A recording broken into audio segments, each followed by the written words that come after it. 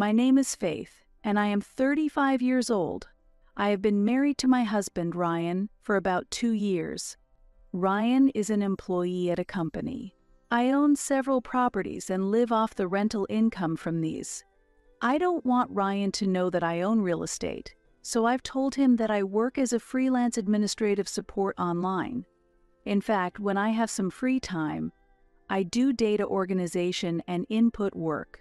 If I told Ryan that I own real estate, he would probably quit his job and depend on my income, so I keep it a secret to prevent that. I married him because being with him gave me a sense of security. I wasn't sociable from a young age and had difficulty getting along with my parents and siblings currently. I am hardly in touch with them. After graduating from high school, I immediately started working in an office, but struggled with workplace relationships and couldn't keep a job for long. After becoming a working adult, I started investing in a mutual fund heavily promoted by a senior at work and sold it upon resignation, which luckily resulted in a substantial profit. Subsequently, I was captivated by investing and increased my assets through stock investments while working. About 5 years ago, I stopped stock investing and specialized in real estate investment, quitting my job to make a living from those investments. My husband and I often ran into each other at a fast food restaurant we frequented late at night, and he started talking to me. "This burger is really delicious. Even on days when I fail at work, eating this makes me feel like I can keep going the next day." I wasn't really listening, but my husband kept talking without stopping. I'm generally not good at keeping a conversation with strangers, so I ignored him and went home right after finishing my burger. Since quitting my job, I've mostly stayed at home, and even as someone as shy as me, I began to seek contact with others. I didn't need to have specific conversations, just seeing and hearing people gave me a sense of belonging to society, which I found comforting. Thus, my husband was an annoying presence, but every time we met at the restaurant, he would approach me. I could have changed shops if I really didn't want to meet him, but I didn't and kept going there because I didn't mind it that much. After over 2 years of this, my husband suddenly asked me out on a date. "I'll treat you to something other than a burger. How about we meet up just the two of us next time?" It was an unexpected invitation, and usually the conversations were one-sided, so I thought about refusing, but after being persistently asked, I eventually agreed to have a meal together. Having a meal alone with a man for the first time in years was refreshing, and I didn't know Ryan well yet. I thought that Ryan would back off after we had a meal together, but I was also excited to feel this thrill for the first time in a long time, and I enjoyed the meal. Even when we were alone, it was just like the usual burger place, with Ryan talking to himself and me just listening. While I wondered if Ryan was enjoying this, he said, "I'd like to meet again," and asked me out. Since I hadn't felt any discomfort listening to him, I agreed to meet again and parted ways. The next time we met, Ryan talked interestingly about his work stress and complaints, and I never got tired of listening. Ryan works in sales, seems to be struggling with his performance, often gets scolded by his boss, and also receives complaints from clients. He vents his frustrations to me, and since I enjoyed listening to him, I didn't feel bad. After many such dates, Ryan suddenly proposed, "Will you marry me?" Seeing his serious expression, I was surprised, but since I enjoyed my time with Ryan, I accepted. Yes, I'd love to. Ryan moved into the apartment where I lived after we got married, and we started living together. I had bought this apartment for investment purposes, but decided to live in it myself as it was well situated with many convenience stores and supermarkets around, and it was comfortable with good sunlight. If I had known I would be living with Ryan, I might have chosen a bigger place, but I never thought I would get married.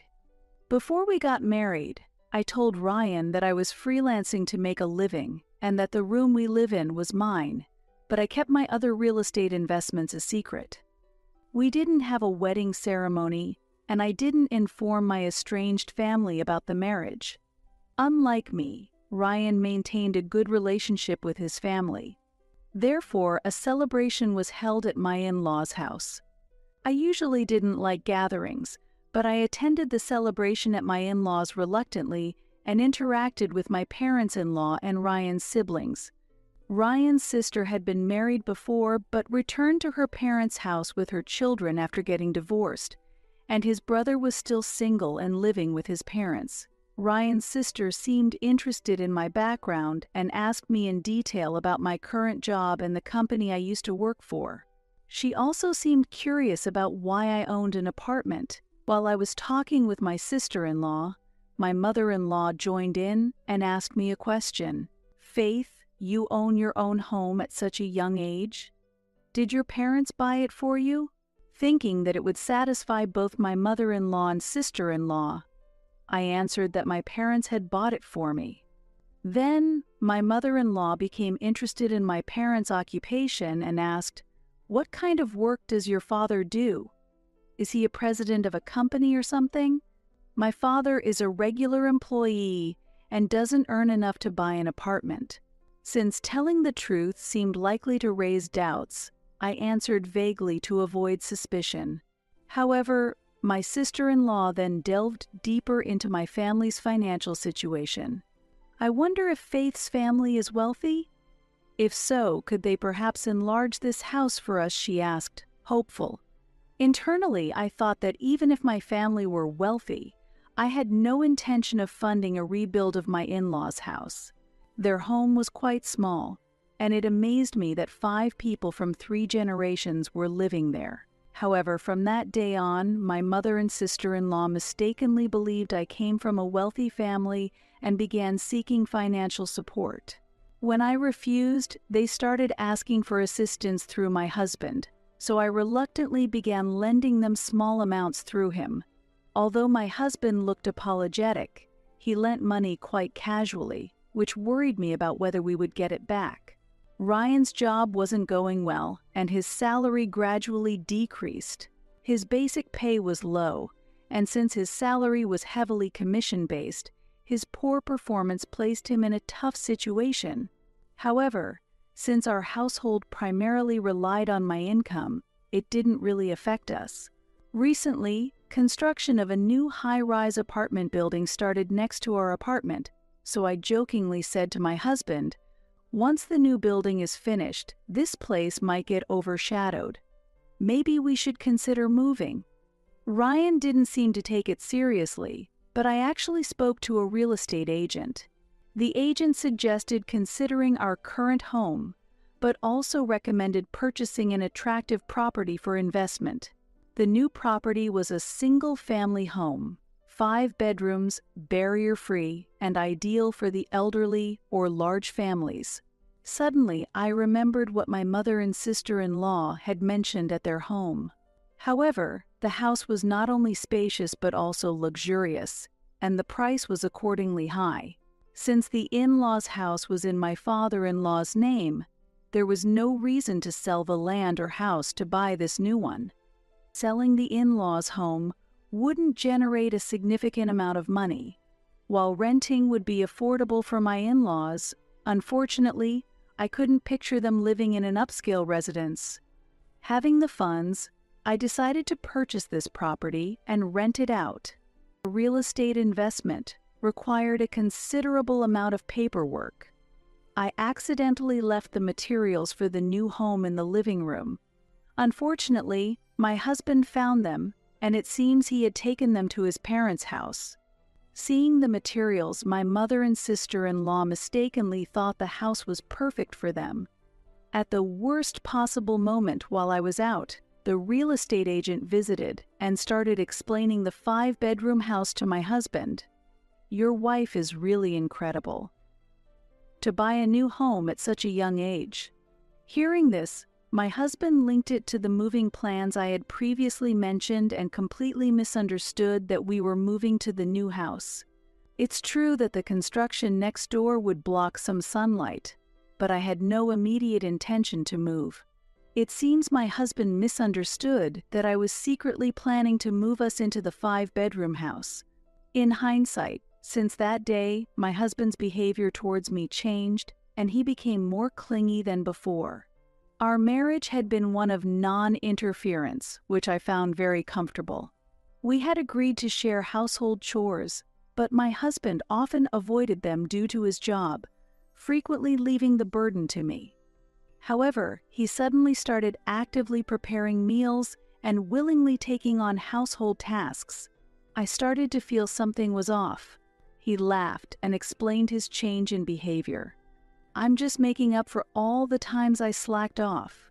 His grin was a bit suspicious, but the change wasn't limited to household duties. After a while, my husband abruptly announced that he had quit his job. I felt like sales wasn't right for me, so I'm going to look for something else. "I'm a bit tired, so I'll take a short break first." Given he had been working late daily and facing reprimands from his boss, he was likely quite exhausted. With enough financial cushion for the time being, I wasn't worried about him not finding new work soon. However, there were no signs that my husband was actively looking for work. He was just idly passing the time. Concerned, I asked him, "Why don't you start looking for a job? You seem to have recovered both physically and mentally, haven't you?" Usually calm, my husband suddenly became furious. "I am searching for jobs online. I'm still not over the mental exhaustion," he snapped. Given the invisible nature of emotional recovery and his unusual anger, I thought it might be best to let him rest a bit more. Then, unusually cheerful, my husband, who typically did nothing at home, approached me with a proposal. "I'm thinking of not getting a job but making a living through investing. Faith, could you spare some money to help me start?" I thought he was joking, but he confidently showed me his smartphone. "With FX trading, I can start with a small amount of money, so lend me some, please." His smartphone screen was filled with comments from people who had succeeded in FX trading, so it seems he believed he could be one of them. I responded with disbelief. These people were just lucky. If everyone could make money this easily, no one would work hard. However, convinced of his own impending success, my husband pressed harder. "I'll be successful, I promise. Please, just lend me a little money." Considering my husband's inexperience with FX trading and the low likelihood of success, along with the fact that we hadn't seen any return from the money already lent to my mother and sister-in-law, I couldn't justify lending him money with no prospect of repayment. Reluctantly, he seemed to have started trading with his small severance pay, but he didn't inform me about the outcomes. He boasted about making a profit on the first day of trading, but after a week he stopped reporting anything. Worried that he might have blown through all his severance money, I asked him about it, and he exploded in anger. "Why should I report anything to you when you won't contribute money?" he shouted and stormed back to his room. The man I married had changed, and I began to feel that continuing to live together would be difficult. My mother and sister-in-law frequently borrowed money through him, and if I refused, they would come to our condo and create a scene. Recently, with my husband having quit his job, he joined them in yelling at me to lend them money. Considering the disturbance caused to neighbors by the commotion at the entrance, I ended up lending them a small amount of money. But when I asked for repayment, my mother-in-law retorted angrily, "For such a small amount, it shouldn't affect you, right? What a stingy daughter-in-law you are. Don't worry, Ryan will pay it back." Seeing my unemployed husband being burdened by his mother and sister with the responsibility made me furious. Moreover, with my husband now demanding money from me, I felt that serious measures had to be taken. On this day, while my husband was at his parents' house, I went to check the newly purchased 5-bedroom home with the real estate agent. There were already tenants living there. As I was talking to the agent outside, my husband and his family appeared, each carrying travel bags. I thought they were secretly going on a family trip, but I couldn't understand why they were here. The real estate agent asked my husband, "Are you bringing such big luggage for viewing?" I also asked his family, "Are you going somewhere on a trip?" My husband laughed and replied, "What are you talking about? We've come to move in." My mother-in-law, smiling pleasantly, continued, "It's a 5-bedroom house, right? Then we'll live together. Buying such a wonderful house and keeping it from us, you really are different, coming from a wealthy family." Confused, the real estate agent hurriedly explained to me, "I told your husband that we were coming to see this house today, but I wasn't informed that the whole family would be coming." Taking the agent's words, my husband chuckled and responded, "Faith didn't tell me anything." So I asked the real estate agent, "You were hiding the new place to surprise everyone, right?" My mother-in-law, unable to hide her joy, continued, "I'm so happy to think we can say goodbye to that old house." Increasingly bewildered, I saw my husband's family trying to enter the new house, and I quickly intervened, saying, "I did buy this house, but someone else is living here." Just then, the tenants who had recently moved into the new home appeared at the entrance and shook hands with the real estate agent, confirming their residence. Seeing this, the whole family of my in-laws started complaining to me. My mother-in-law's smile disappeared, and she screamed with a terrifying expression, "Weren't we all supposed to live in this house? Why are other people living here?" My sister-in-law threw her luggage on the ground as she yelled, "I heard it was a 5-bedroom house, so I thought we were all going to live together." My father-in-law couldn't hide his anger and raised his voice, "We've already sold our old home. We have nowhere to return to. What are we going to do now?" I was just confused by their anger, so I asked my husband what was going on. "Did you lie to everyone? What's going on here?" It seemed my husband understood the situation. He stood frozen with a pale face and started talking to me with a trembling voice. "I really thought we were moving into this house. Was it bought to be rented out to someone else?" The real estate agent also started to explain to me in a low voice, looking apologetic. "I had previously informed your husband about this property. Was there a mistake?" I responded with a wry smile, blaming it on my husband's misunderstanding. Once the in-laws knew the truth, they suddenly started blaming my husband. First, my mother-in-law got furious and raised her voice. "Why don't you check properly? It's always the same." My sister-in-law said with an exasperated expression, "It's all Ryan's fault that this mess happened. He should take responsibility." My father-in-law also stared at my husband in panic and asked, "Where are we supposed to live now?" While my husband was unable to respond, the whole family of my in-laws started making a fuss, so I said to the real estate agent, "Please find them a house, and please look for a new place for me as well. A 1-room apartment for living alone would be fine." Hearing my words, my husband rushed over to me, visibly angry. "What do you mean by living alone? What about me?" I answered calmly, "You should live with your family. Also, please pay back the money you borrowed for your mom and your sister. I'll send the divorce papers later, so let me know your new address when it's settled."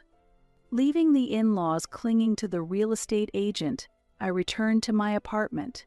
Later, my divorce with Ryan was finalized, but his mother and the others showed no intention of returning the borrowed money. Eventually, I decided to proceed with legal actions through a lawyer to enforce repayment. Whenever I lent money to Ryan's family, even if it was a small amount, I always made sure they signed a promissory note. They gathered money from relatives and even risky lenders to finally pay back the full amount. Ryan's family rented a small house and started a new life, but his father had already retired, and Ryan still hadn't found a job. Their household was supported solely by Ryan's brother's income, struggling to maintain a family of 6 under severe financial strain. They were in such dire straits that they borrowed from dangerous people, and I heard rumors of debt collectors visiting them. Additionally, they struggled to pay for new furniture they had purchased for their home, while Ryan struggled to find a job. Meanwhile, after moving to a sunny apartment, I started enjoying a comfortable life again. Since separating from Ryan, I have often returned to the fast food restaurant at night, where I can truly relax. Occasionally, I meet new people, but now I take the time to get to know people properly and try to avoid acting solely on emotion.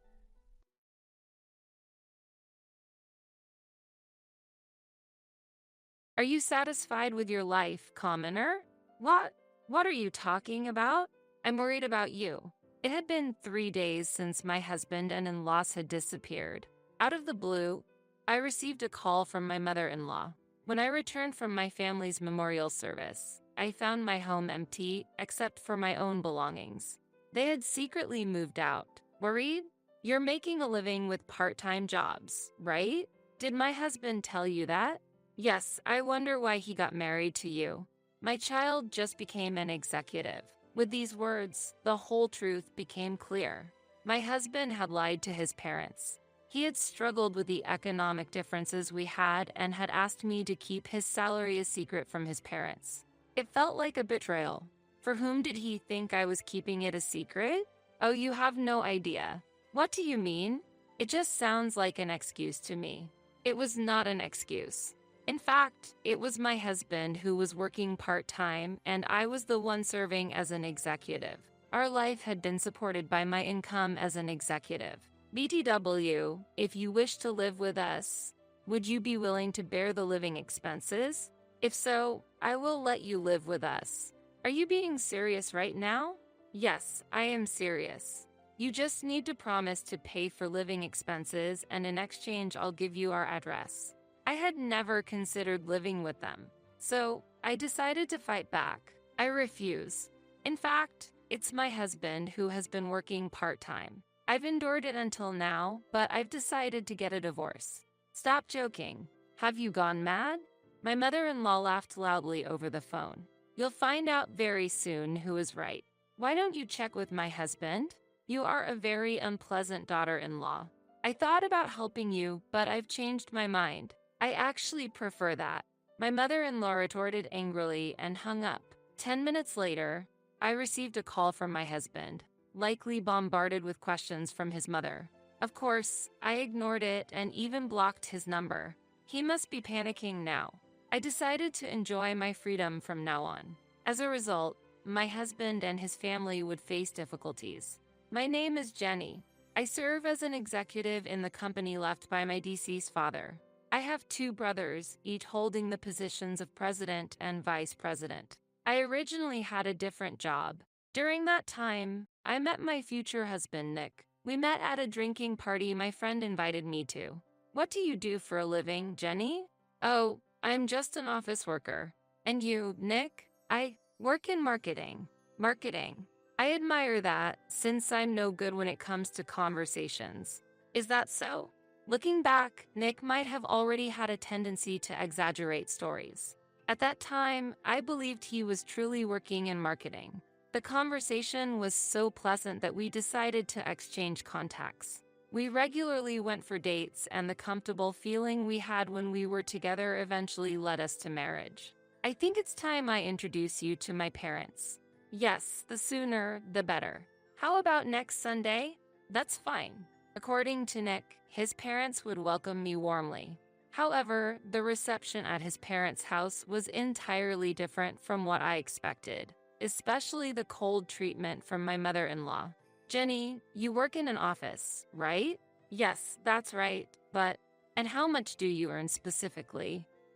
When this question was asked, I deeply pondered the meaning behind it.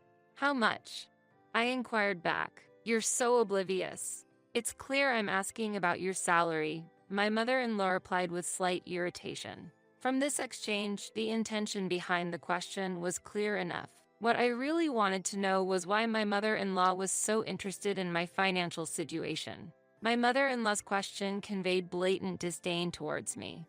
In such moments, I dearly wished my husband would somehow defend me. However, he sat silently, as if he didn't feel a thing. Even a word of defense from him would have been appreciated, but he remained silent. Let's not talk like that. Money issues will resolve over time. My father-in-law tried to calm the situation, but my mother-in-law countered, such matters should be clarified early on. My in-laws continued to argue fiercely in front of me, ignoring my presence. Sitting there, I questioned how to perceive this situation and what was being shown to me, almost losing sight of my original purpose for visiting. Eventually, my mother-in-law somehow agreed with my father-in-law's opinion, and the situation finally calmed down. On the way back home, "Why didn't you say anything back there?" I pressed my husband. "What do you mean?" He responded, surprised. "Don't give me the what do you mean? Why did you keep quiet?" I pursued further. My husband didn't seem to understand at all what I was talking about. I sighed involuntarily at his lack of response, overwhelmed by a serious anxiety about whether we could continue to function well as a couple. "Sorry, I just get nervous in front of my parents," he said. His expression was filled with a childlike sadness, as if he had been scolded. Faced with such an expression, I felt as though pursuing the matter further was somehow wrong. Eventually, we went through with our marriage registration a few days later and officially became husband and wife. After that, we barely had any contact with my in-laws and lived peaceful days. I have something important to tell you next time you come home. My brother unexpectedly called one day. That's fine, but what's it about? It's a bit hard to talk about over the phone. Really? Okay. I'll come home soon. I found myself heading back to my family home after a long time. My mother and brothers were living together there. I'm home. We've been waiting. Sorry to rush you, but could you have a seat? Yes, that's fine. Sitting across from my brothers, I could sense a tense atmosphere in the air. Unable to bear it, I asked my brother, "So, what's this important thing you wanted to talk about?"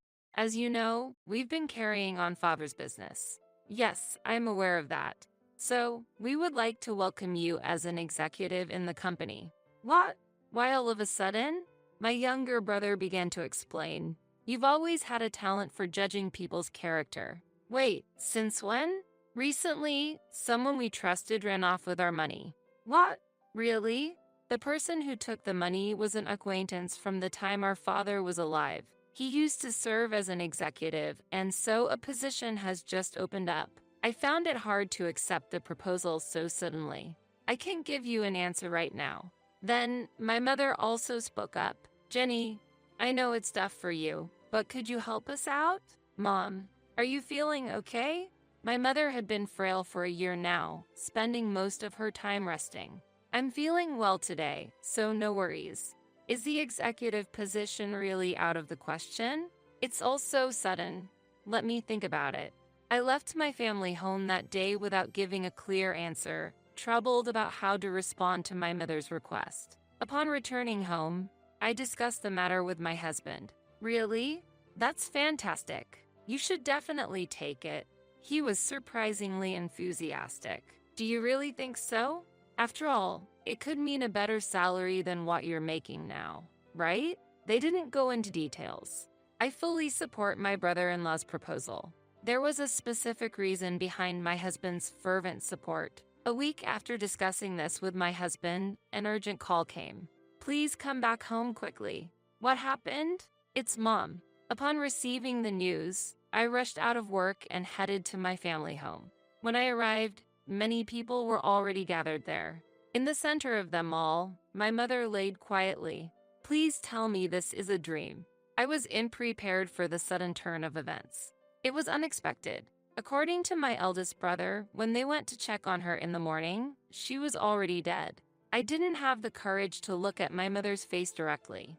All I could do was stand there, stunned. "Jenny, where's Nick?" I haven't called him yet. I'll do it right now." But my husband didn't answer the phone at all.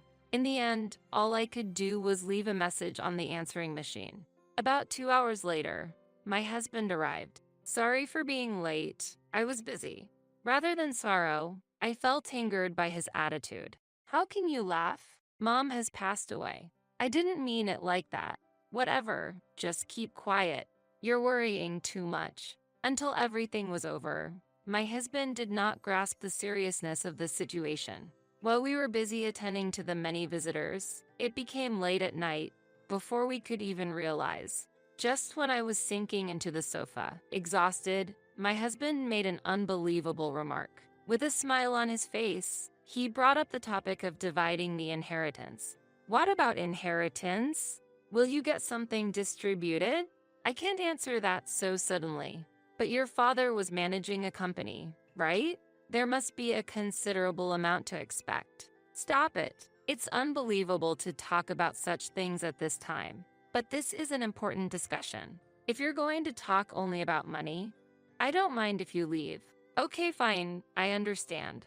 With those words, Nick left the house.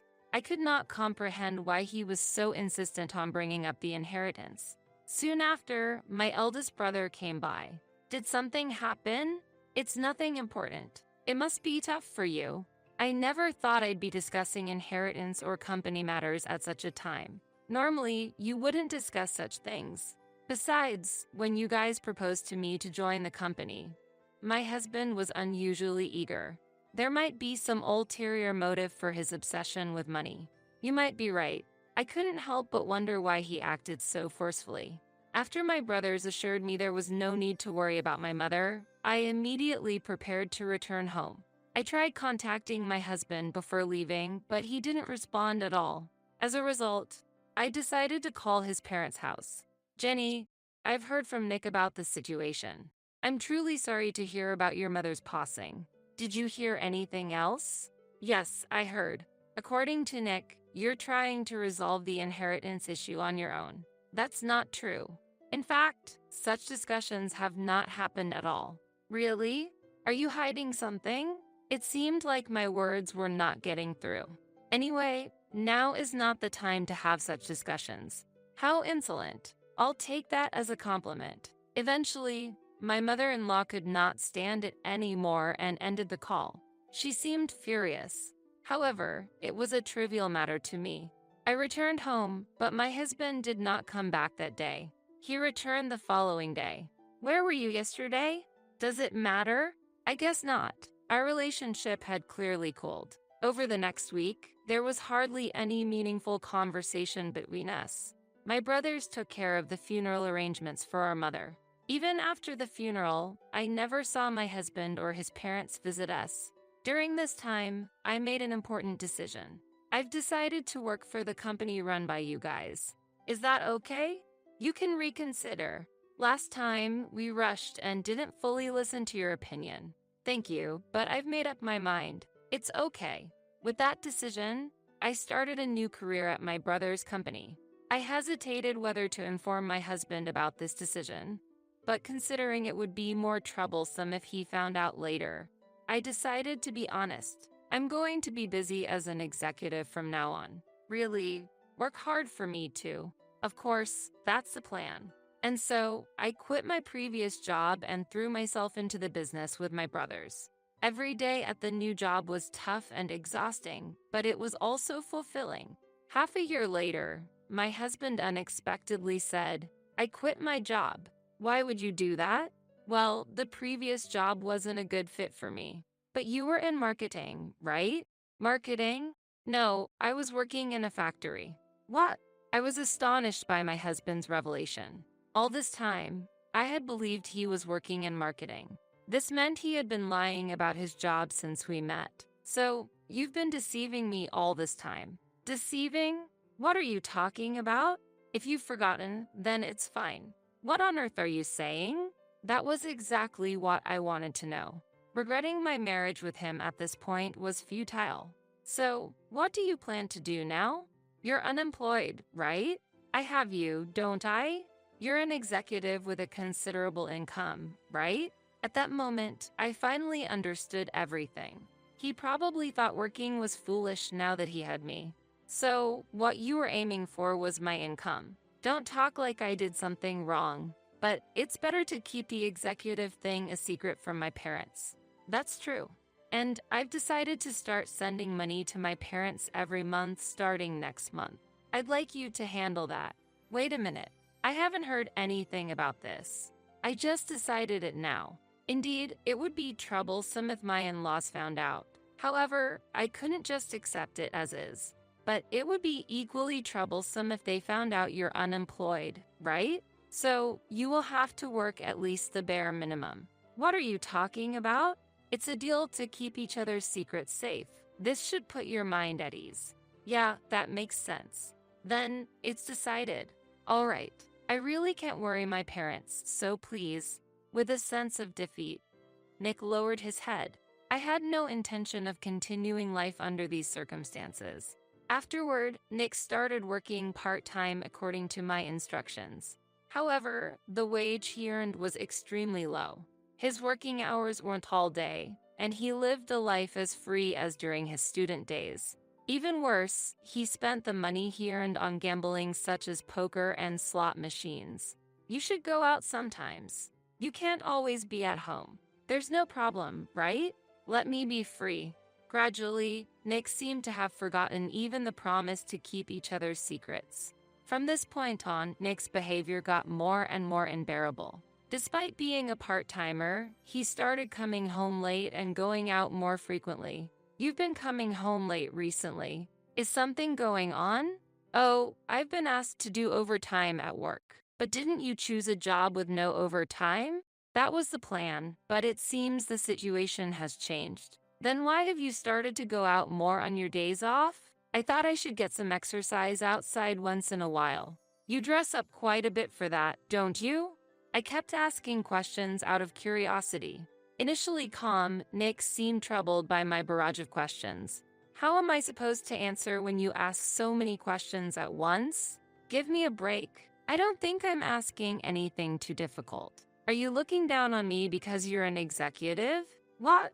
How did we get to that topic? If you want to mock me, go ahead. Wait, where are you going? Stop it. Leave me alone. With that, Nick left the house. Why is he so self-centered? In the end, he didn't return until morning the next day, and when he did come back, he went straight to bed without saying a word. Since it was time to go to work, I left the house. Upon arriving at the company, my eldest brother approached me. What's with that look? Just a lot going on. Is it related to your husband? Yeah, kind of. Do explain. My second brother also joined, and we all sat down to talk about the recent events. I can't believe you've put up with that situation for so long. I would have divorced in a week. I know it's not okay to continue like this. Is there something on your mind? Just a little. While my doubts and worries about my husband's behavior grew. I also strongly wished for him to return to the man he was before we got married. That's why I couldn't bring myself to be cold to him. But I soon realized that such lenient thinking was a mistake. It might be best to do something about it soon. Yes, definitely. My suggestion is, there must be a reason behind such behavior. We should look into that. Thank you. I'll do that. Following my brother's advice, I decided to investigate Nick's activities. I had no idea what he was doing during work hours. With the help of my second brother, I prepared to install small cameras. Be careful. If you get caught, it's over. Choose the placement wisely. Got it? I really appreciate this. You can check the recorded footage from your smartphone anytime. That's great. I'm not good with technical stuff, so this helps a lot. While Nick was out, I installed cameras in the living room, bedroom, and other areas. Anxious about the content of the footage, I couldn't sleep at night when I unexpectedly received a call from my mother-in-law. Jenny, have you quit your job? No, I haven't quit my job. Is that so? I heard from Nick that you had. No, I'm still working. Well, it doesn't matter to me either way, but you should be thankful to Nick. Wait a minute, please. I felt infuriated at the inaccurate information conveyed to my mother-in-law. Nick returned home with a smile, unaware of anything. I won big at the casino today. Here, this is a gift for you. What's this? It's a gift. He handed me several prizes. However, such things didn't mean anything to me. I got a call from your mother earlier. Why did she think I quit my job? From my mom? What did she say? Why did you make it seem like I quit my job? Oh, that. Well, and she said I should be thankful to you.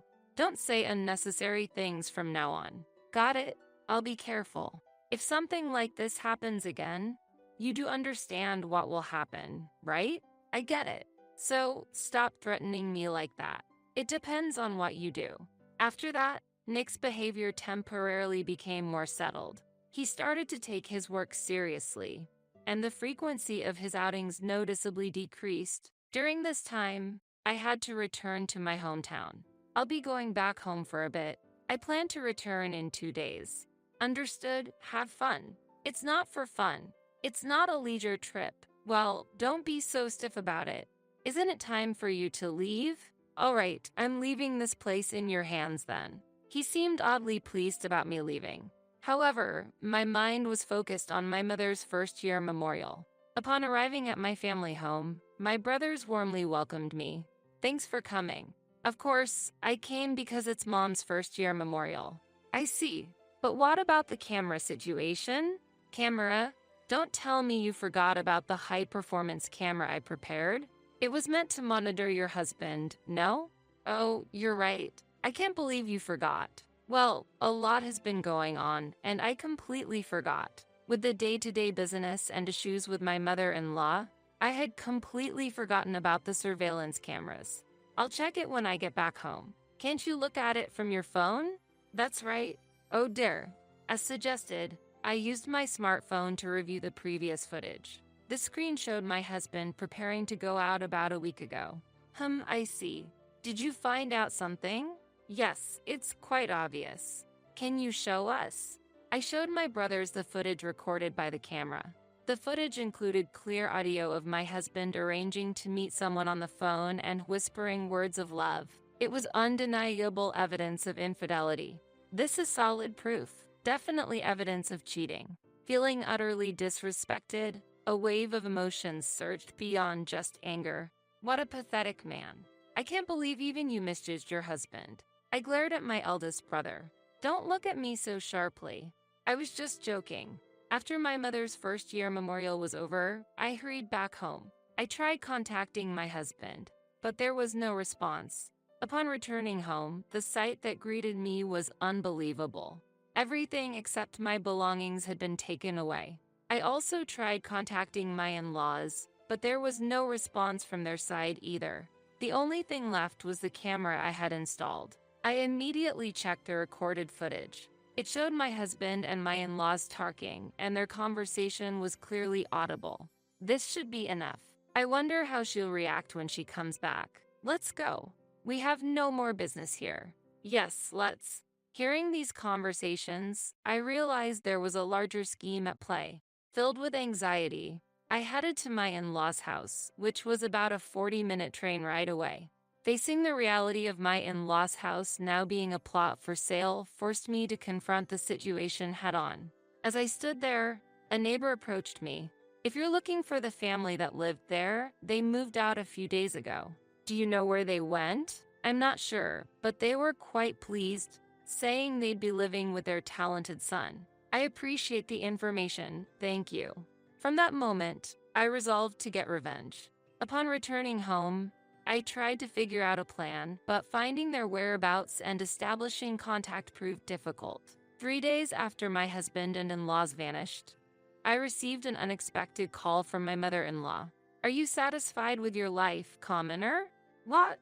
What are you talking about? I'm worried about you. All of a sudden, I received a call from my mother-in-law. Worried? You're making a living with part-time jobs, right? Did my husband tell you that? Yes, I wonder why he got married to you. My child just became an executive. With these words, the whole truth became clear. My husband had lied to his parents. He had struggled with the economic differences we had and had asked me to keep his salary a secret from his parents. I felt betrayed. For whom did he think I was keeping it a secret? You have no idea. What are you talking about? It just sounds like an excuse to me. Do you really think everything Nick says is correct? Is it so wrong to trust my own son? In fact, it was my husband who was working part-time and I was the one serving as an executive.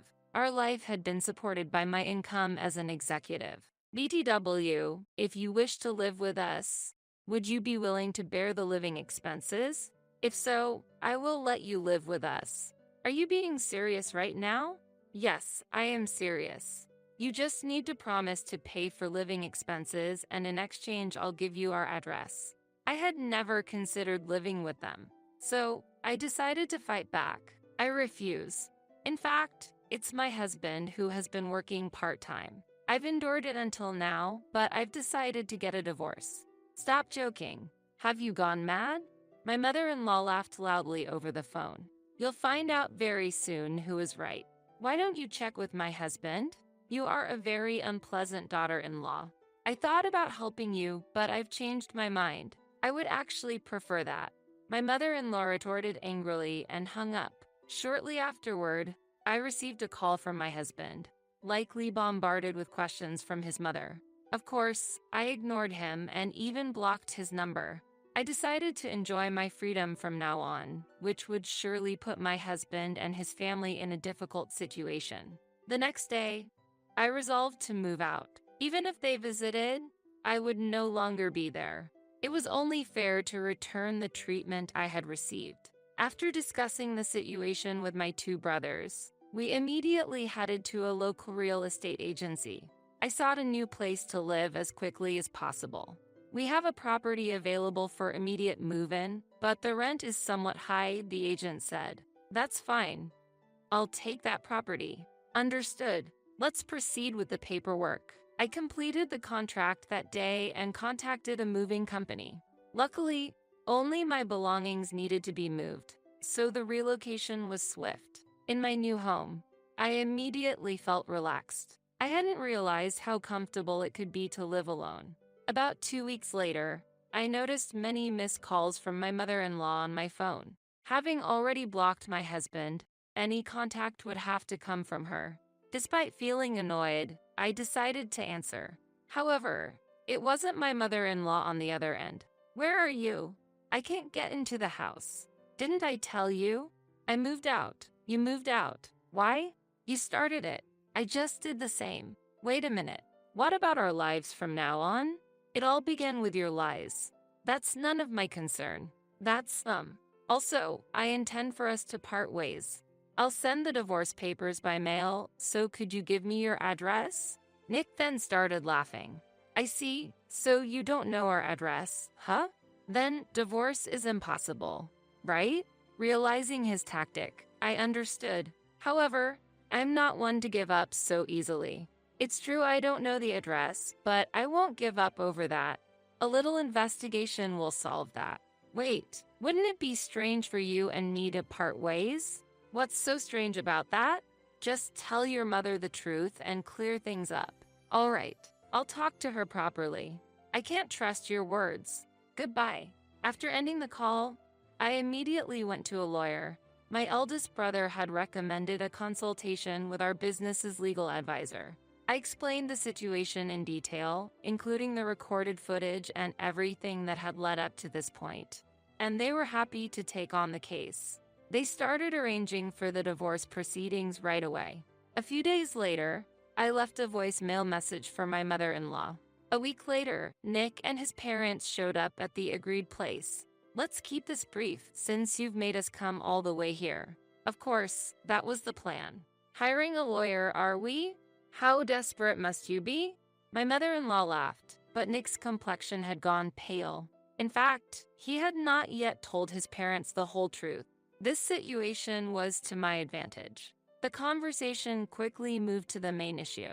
First, based on Nick's infidelity, I demanded divorce and compensation. What are you talking about? Please, take a look at this. I presented the recorded footage. This is the evidence. Do you have any objections? Nick fell silent. Nick, what is all this? Explain yourself. Well, actually, this isn't the only thing. I then presented documents related to the claim for compensation. The documents detailed unpaid living expenses, lack of cooperation in household chores, providing false information to his parents, and the emotional damage done to me. What is this? This is all lies. Isn't this a bit too harsh? Even my father-in-law, who had been hesitant for a while, finally broke his silence. To tell the truth, I wasn't much interested in my father-in-law's opinion, but if there was going to be a confrontation, I wouldn't hold back. If you're going to insist, then take a look at this. I presented my business card to Nick's parents. What's this? Let me see that closely. They were engrossed in the business card. It had my name and position listed on it. This is the reality, the truth that Nick has been hiding all along. What about the part-time job? That was Nick's doing. In reality, I've been supporting our household. Nick has been squandering his earnings on gambling. Hearing this, Nick's parents' anger turned towards him. So, the entire livelihood has been. Correct. I've been supporting it. Nick, what does this mean? Were we wrong? It's too late for that. Why did you do this? Truly disgraceful. I just didn't want to worry you two. The situation was enveloped in an atmosphere that seemed like a family argument was about to start. It was a family problem that seemed impossible to resolve. Could you please take your family arguments elsewhere? I don't have the luxury to deal with this. To this, my in-laws changed their attitude and showed an apologetic stance. Jenny, please forgive us. The truth is, we're victims too. My wife's right. It's not like we ever hated you, Jenny. Even if you say so, my feelings won't change. The apologies at this point felt pitiful. Looking at Nick, he was hanging his head, unable to speak. Anyways, can you please sign this for me? Huh? I want to end this situation quickly. You don't have the right to refuse. Understood. Nick signed the divorce papers with tears in his eyes. After checking the signature, I left the place. Goodbye. As I walked away, I could hear the arguments of Nick and his parents spilling outside. What lies ahead is uncertain, but a stable life will be difficult for them. Their life was sustainable only because of my support. Such a foolish family. Later, I submitted the divorce papers through my legal representative. I was finally free. Is the divorce finalized? You've heard? That was quick. Well, he's the company's legal advisor. Still, this should lift the burden. Now you can focus on your work, is what my eldest brother said, but according to my younger brother, he was pretty worried about me. It seems my eldest brother was worried about me in his own way. I heard about my ex-husband's current situation through the liar. As expected, Nick's mistress, upon learning the truth, disappeared as well. Of course, it didn't end there. I received a proper goodbye payment in the form of compensation. Later, my mother-in-law contacted me. There's something I'd like to discuss. If you don't mind, there could only be one thing she desired in this situation. You're in need of money, aren't you? We can't go on like this. It was all Nick's fault. No, 3 adults should be able to manage somehow. Even after all this pleading, you still won't help us. There's no reason for me to help. You deserve to be unhappy. That's exactly what I'd like to say to you. Goodbye.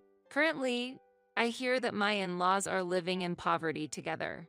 This is because they were completely dependent on Nick for their living expenses, whereas the actual financial support was coming from me.